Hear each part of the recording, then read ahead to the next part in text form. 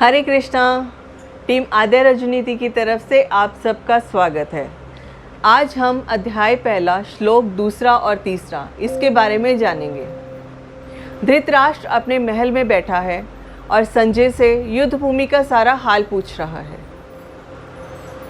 दृष्ट्वा तु पांडवानीकं व्यूढ़ं द्योधनस्तदा आचार्यम उपसंगम्य राजा वचनम अब्रवीत। संजय धृतराष्ट्र की सारी मनोदशा को जानता है और वह बताता है कि आज पांडवों ने व्यूह की रचना की है। और उस व्यूह की रचना को देखकर दुर्योधन अपने गुरु द्रोणाचार्य के पास जाता है और कहता है, पश्यताम पांडुपुत्राणाम आचार्य महतीम च मूम व्यूढ़ाम द्रुपद पुत्रेण तव शिष्येन धीमता। दुर्योधन अपने गुरु से कहता है कि हे आचार्य, पांडवों की सेना को देखें, इसे आपके शिष्य धृष्टद्युम्न ने ही इस तरह से व्यवस्थित किया है।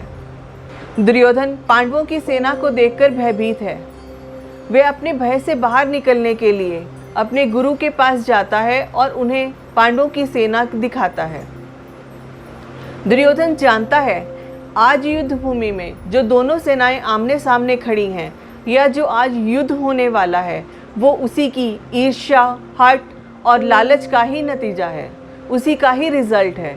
और वह यह भी जानता है उसके गुरु चाहे उसकी तरफ से युद्ध लड़ने के लिए तैयार खड़े हैं, लेकिन मन ही मन में वे पांडवों को ही सही मानते हैं। इसलिए दुर्योधन अपने गुरु को सजग करने के लिए, उन्हें सावधान करने के लिए उनके पास जाता है। पांडवों की सेना का सेनापति धृष्टद्युम्न है, जो द्रुपद का बेटा है। द्रुपद और द्रोणाचार्य पहले अच्छे मित्र थे, लेकिन किसी बात को लेकर द्रोणाचार्य ने द्रुपद का अपमान किया और उसी अपमान का अब द्रुपद बदला लेना चाहता था। द्रुपद ने इसी अपमान का बदला लेने के लिए एक यज्ञ किया, जिससे उसे एक पुत्र की प्राप्ति हुई। उसी पुत्र का नाम धृष्टद्युम्न रखा गया। धृष्टद्युम्न की सारी एजुकेशन, उसकी सारी शिक्षा द्रोणाचार्य द्वारा ही दी गई। द्रोणाचार्य जानते थे आज वह जो शिक्षा उसे दे रहे हैं, कल वही शिक्षा का उपयोग वह द्रोणाचार्य के खिलाफ करेगा।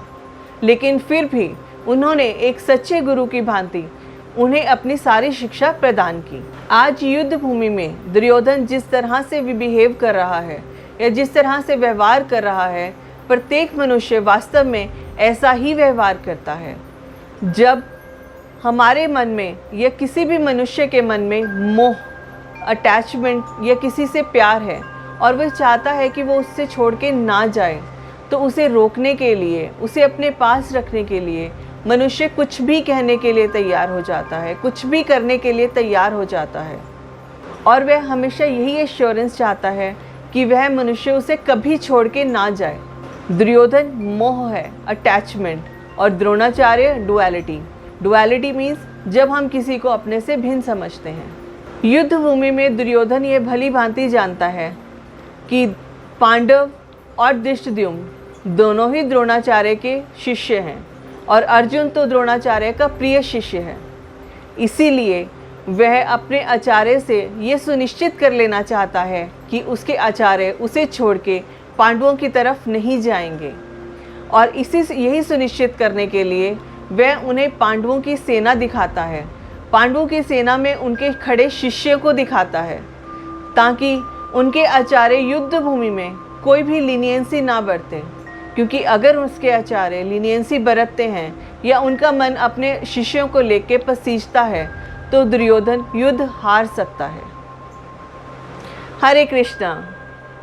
अगर आपको इन दो श्लोकों से रिलेटेड कोई भी क्वेरी है या आप कुछ भी पूछना चाहते हैं, तो उसे कमेंट बॉक्स में लिख सकते हैं, हम उसका जवाब ज़रूर देंगे। हरे कृष्णा।